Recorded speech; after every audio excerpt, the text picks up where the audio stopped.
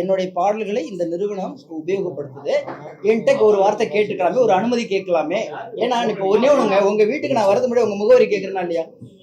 உங்கள்கிட்ட ஒரு அனுமதி கேட்டு தானே உங்க உள்ளூருக்குள்ள வரேன். சொல்லாம நைட்டு வந்து கதவு சொன்னா ஏங்க என்கிட்ட கேட்டு வர மாட்டீங்களான்னு ஒரு வார்த்தை கேட்பீங்க இல்லையா? அவ்வளவுதான் இங்க பிரச்சனையே. என் பாட்டை நீங்க உபயோகப்படுத்துறீங்க, என்கிட்ட ஒரு வார்த்தை சொல்லியிருக்கலாமேன்னு கேட்கிறாரு. அது எந்த அளவுக்கு எதை அடிப்படையில் வச்சு கேட்கிறாருன்னா, அவர் தொடுத்த வழக்கிலையும் கொடுத்த அறிக்கையிலையும் அல்லது அவர் போட்ட கேஸை வச்சுதான் நம்ம முடிவு பண்ண முடியும். வெளியில இருந்துகிட்டு ஒரு நதிக்கரையில உட்காந்துட்டு நதிக்குள்ள என்ன இருக்கு நம்ம கணக்கு போடவே முடியாது. அது போடுவது தப்பு. நம்ம பேசுறீங்க இல்ல, நீங்க மறுபடியும் முதல்ல இது காலம் தாழ்த்தி போன இது காலம் தாழ்த்தி போன ஒரு வழக்கு, சரிங்களா? இது ஏற்கனவே கடந்த 40 வருஷமா 20 வருஷமா பேசிட்டு இருக்கிறாங்க. நீங்க நான் பெருசா நீ பெருசான்னு பேசிட்டு இது அவங்க 2 பேரும் சேர்ந்து முடிவெடுக்கிறது. எங்க இந்த காழ்ப்புணர்வு தொடங்குச்சு நமக்கு தெரியாது. வேடிக்கை பார்க்கிற மனிதர்களா இருக்கும்.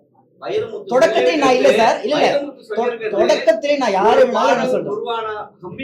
உருவாக்கவே முடியாது. பாடல் எழுதுனா மட்டும்தான் ஒரு உருவாக்க முடியும். ஒரே ஒரு விஷயம், எழுத்து எவ்வளவு ஒரு கவிஞனுக்கு முக்கியமோ அதே போல இசை ஒரு இசையமைப்பாளனுக்கு முக்கியம். நல்லா புரிஞ்சுங்க. அப்படி கிடையாது, நீங்களா பேர் வைக்கிறீங்க. இப்ப கூட சொன்னேன், பாட்டுக்கு இசையா இசைக்கு பாட்டாங்கும் போது நான் படத்துக்கு பாட்டுன்னு போறவன், என்னை விட்டுருங்கன்னு சொல்றேன். நீங்க ஏன் என்ன ஒரு பக்கம் சாய்க்க ட்ரை பண்ணிட்டு இருக்கீங்க? என்னை ஒரு பக்கத்து ஆளாக பார்க்க முயற்சிப்பதற்கு நண்பரே, என்னை ஒரு பக்கத்து ஆளாக பார்ப்பதற்கு முயற்சிப்பதே முதல் குற்றம், சரியா? அதை எப்போதும் செய்யாதீங்க. நடுநிலைமையாளர்கள் என்பது ஒரு தராசுக்கு 2 தட்டு இருக்கு. அந்த 2 தட்டையும் காலியா வச்சுட்டு சரியா இருக்கான்னு பார்த்ததுக்கு அப்புறம் எடையை போடுங்க. எதுல எடைக்கல் வைக்கலாம், எதுல பொருளை வைக்கலாம்னு. நாம நோக்கமே இவருக்கு பேசுவார், இவருக்கு பேசுவார். முதல்ல இந்த மனப்பான்மையில இருந்து ஒரு தட்டை கேள்வி கேட்கறதை நிறுத்திக்கணும். அதுதான் நல்லது.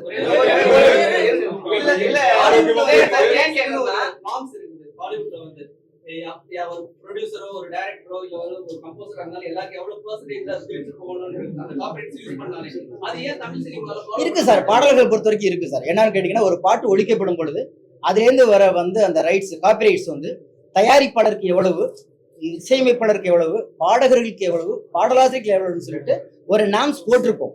அதுபடி இப்ப எல்லாத்துக்குமே ரைட்ஸ் வந்துகிட்டு இருக்கு.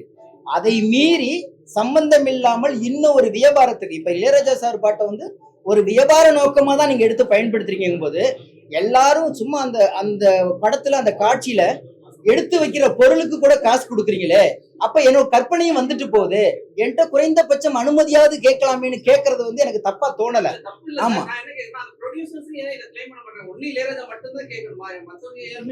இல்ல ஒண்ணே ஒண்ணுதாங்க. இன்னைக்கு அவர் நிறைய பாடல்கள் அவருக்கு பதிவாயிட்டு இது போல பயன்படுத்திட்டு இருக்கிறாங்க. அதனால கேட்கிறாரு.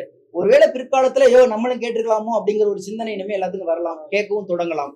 இல்ல நிறைய பேர்ட்ட கேட்டுட்டு கூட பயன்படுத்திக்கலாம். இப்ப நிறைய பாட்டு இதே இளையராஜா சார் கிட்ட பல படங்கள்ல அனுமதி பெற்று அதை பயன்படுத்திருக்காங்க. அதுக்கு போய் அவர் வழக்கு போடவே இல்லை. பணம் கேட்டாரா, வாங்கினாரா, கொடுத்தாரா, அது நமக்கு எதுவுமே தெரியாது. ஆனால் குறைந்தபட்சம் என்னிடம் அனுமதி கேளுங்கிறார். அவ்வளவுதான். முழுக்க முழுக்க அனைத்து டெக்னீஷியனுக்காக உருவாக்கப்படுற ஒரு படம். முழுக்கவே ஏற்கனவே சொல்லியிருப்பாங்க, இயக்குனர் மூலமும் தயாரிப்பாளர் மூலமும் அண்ணன் சொல்லியிருக்காங்க.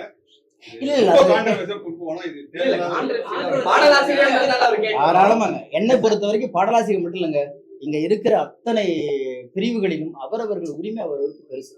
அது உரிமைக்காக போராடுறாங்க. அதுல எவ்வளவு தூரம் நியாயம் இருக்கும் போதுங்கிறத நீதிமன்றமும் காலம் தான் தீர்மானிக்கணுமே தவிர, நம்ம இன்னைக்கு ஒரு ட்ரெண்டிங்காக, இன்னைக்கு ஒரு தலைப்புக்காக நம்ம அதை பண்றது தவறா தோணுது. இன்னைக்கு அவரோட இளையராஜாவுடைய தம்பின்ற இதுல கங்கை அமரன் வார்த்தை மீறி அவங்க எல்லாரும் ஒன்னாதான் நட்பு ரீதியா, ஆனா நாக்கு பிடிக்கிற மாதிரி சாகணும், நீ எங்களால் தான் வளர்ந்த அப்படின்ற வார்த்தைகள் விடும் போது சினிமால இருக்கக்கூடிய பாடலாசிரியர்கள் அனைவரும் அமைதியா இருந்தீங்க. என்ன காரணம்? வைரமுத்து மேல இருக்கக்கூடிய கோபமா? அப்படிலாம் கிடையாதுங்க. முதல்ல இவ்வளவு காலம் கழிச்சு இவரு பேச வேண்டிய அவசியமும் இல்லை, முடிஞ்சு போச்சு. அதுக்கப்புறம் இவர் இப்ப எழுதும் பொழுது ஏதாவது அவருக்கு பிரச்சனை வந்தா பேசலாம். இல்ல ஒரே ஒரு விஷயம், அதுதான் நான் மறுபடியும் சொல்றேனே. இப்ப இது நீண்ட காலமா போறது, தொடங்குறது எனக்கு தெரியாது.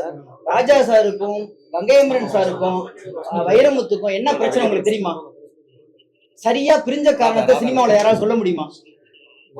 நான் கேட்கறது ஒரே கேள்விதான். இவர்கள் 3 பேருக்கும் பிரிஞ்ச காரணமா அங்க நடந்ததுக்கான நிகழ்வுகள் தொடக்கம் யாருக்காவது தெரியுமா?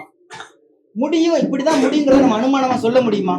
தொடக்கமும் தெரியாது, முடிவும் தெரியாது. ஏன் இடையில நம்ம ஒரு விவாத பொருளை ஆக்கணுங்கிறது சம்பந்தப்பட்டவர்கள் பேசிட்டு இருக்காங்க, தீர்க்கணும். நாங்க விவாத பொருள் ஆக்கல சார். சரிங்களா? அவங்க சார், நீங்க என்ன நீங்கன்னா மேடையில வந்து பேசுனாதான் நாங்க கேக்குறோம். அதுதான் நாங்க சொல்றோம். அவர் கேட்டது எனக்கு தெரிஞ்சு இதை காலம் தாழ்த்தி அவர் பேசியிருக்கவும் கூடாது. அப்படி பேசியதற்கு இவர் இன்னும் கொஞ்சம் அதிகப்படியான வார்த்தைகளை விட்டுருக்கவும் கூடாது. அததான் என்னுடைய தாழ்மையான வேண்டுகோள். ஏன்னா இருவருக்கும் எனக்கு மதிப்பு உண்டு எப்போதுமே.